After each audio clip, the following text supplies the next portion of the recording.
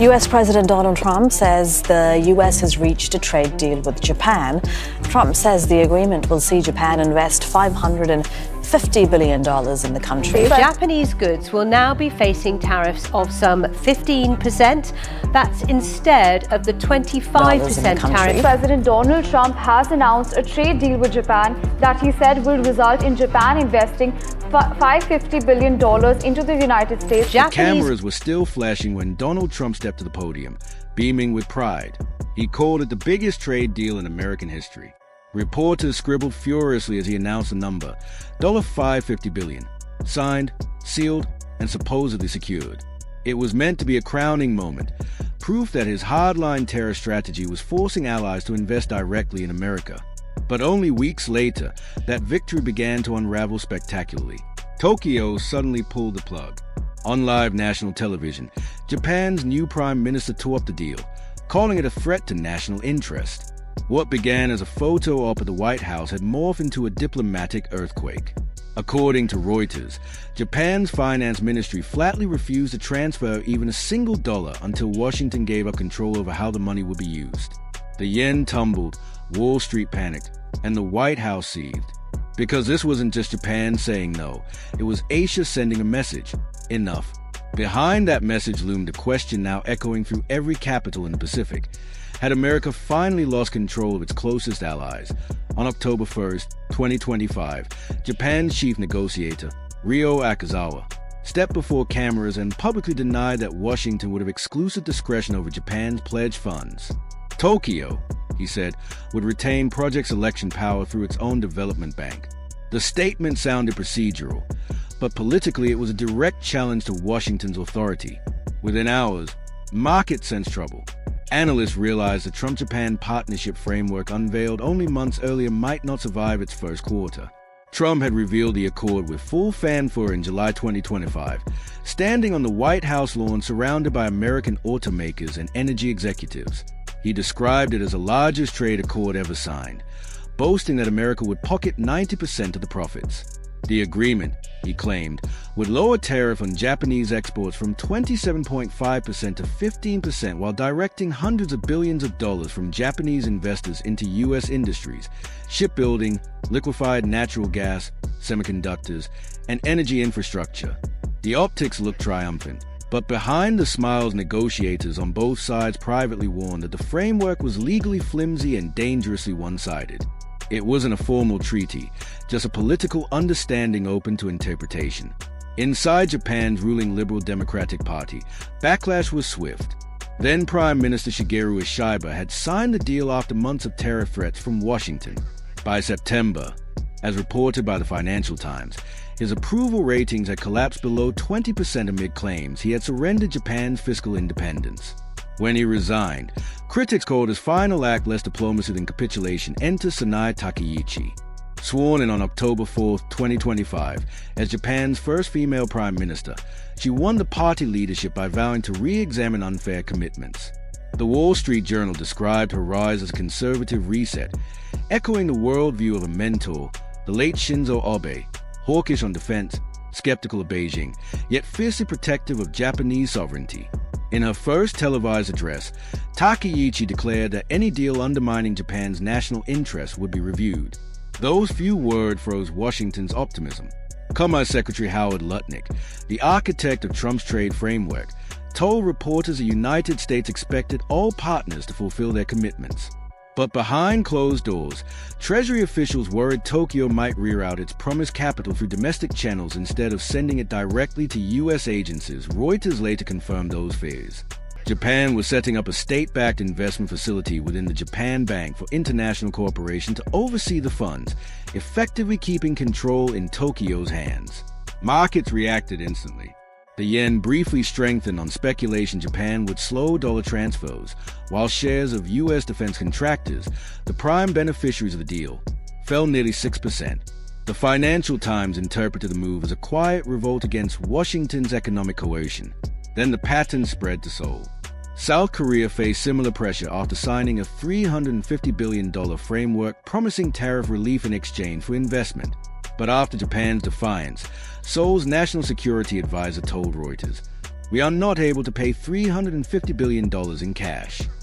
Trump had insisted that payments be made upfront. South Korea flatly denied any such obligation. Asia, it seemed, was no longer following Washington's script. Upon returning to the United States, former President Trump expressed frustration during a televised cabinet meeting, stating emphatically, "We made the best deal ever, and Japan's already walking away." His comment underscored the administration's ongoing commitment to pushing favorable trade agreements. In an attempt to solidify and expand U.S. economic interests, the administration doubled down.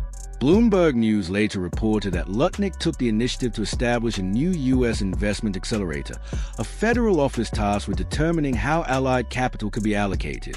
Its focus areas included energy terminals in Alaska, crucial for energy independence, and semiconductor manufacturing plants in the Midwest, pivotal for technological innovation and national security.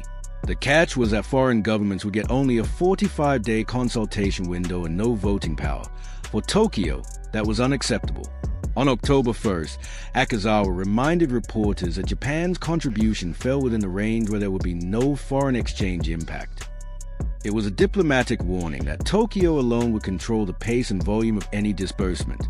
Currency analysts understood the message immediately. Japan could stall the entire process indefinitely.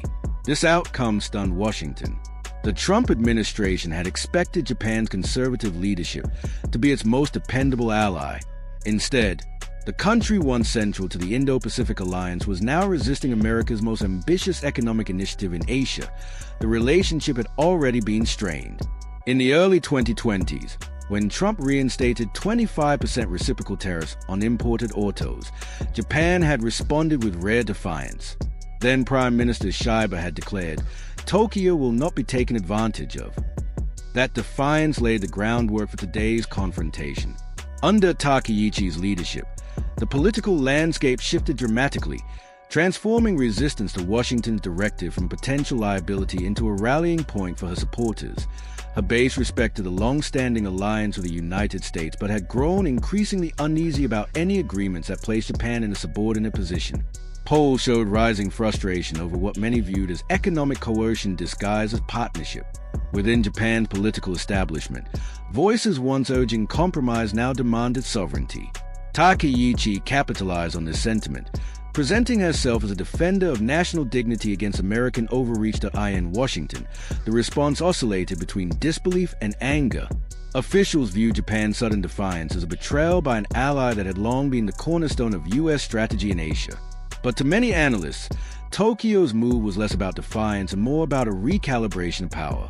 Japan, like much of Asia, was no longer willing to let the U.S. dictate the terms of its economic engagement. As financial market adjusted to the new reality, it became clear that the Trump-era trade strategy, built on leverage, tariffs, and transactional diplomacy, had reached its limits. Allies were no longer willing to trade autonomy for access. What began as a $550 billion photo op was now unraveling into a broader geopolitical reckoning. The Pacific, once dominated by Washington's influence, was now asserting its independence. One deal, one decision, one act of defiance at a time. In the end, the supposed triumph that Trump had called the biggest trade deal in American history stood as a symbol of shifting tides.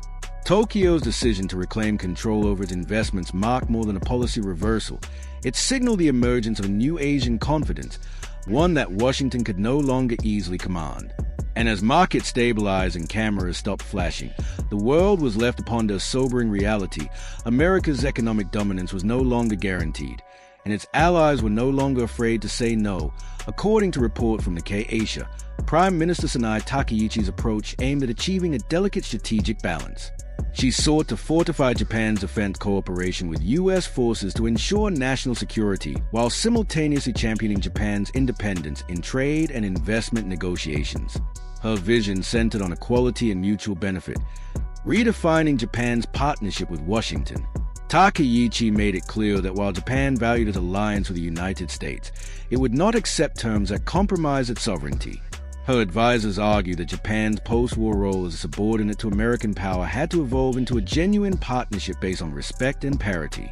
However, the economic stakes were enormous.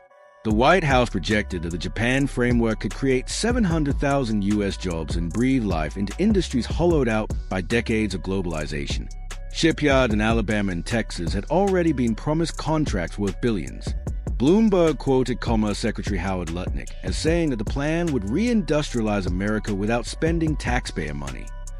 For Donald Trump, this was proof that tariffs worked, a tool to shape global markets and force allies into mutually beneficial but U.S.-favored trade deals to end Tokyo.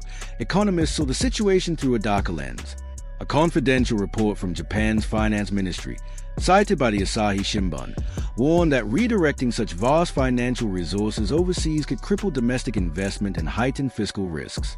With Japan's national debt already exceeding 260% of GDP, the highest in the developed world, any massive outflow of capital could destabilize bond markets and erode investor confidence. The repercussions would not only affect Japan but also ripple through global markets, exposing the fragility of interconnected financial systems. Within Japan's corporate sector, frustration was mounting. Takeshi Nanami, CEO of Suntory and chairman of the powerful business federation Kataisi Dukai, voices concern to the Financial Times about Japan's willingness to agree to full tariff exemptions. He described the move as a strategic blunder that could have lasting damage on Japan's economy. Nanami warned that while the American framework looked appealing on paper, it lacked transparency and accountability. There was little clarity about which project Japan would fund, what oversight existed, or what return could be expected. His comments reflected the growing unease among Japan's corporate leaders, who feared the government had made grand commitments without a clear governance plan. Meanwhile, the deal's flagship venture, the $44 billion Alaska LNG export terminal, was already mired in controversy. Reuters reported in late September that Japanese utilities were losing confidence in the project's profitability due to rising construction costs and weak long-term demand forecasts.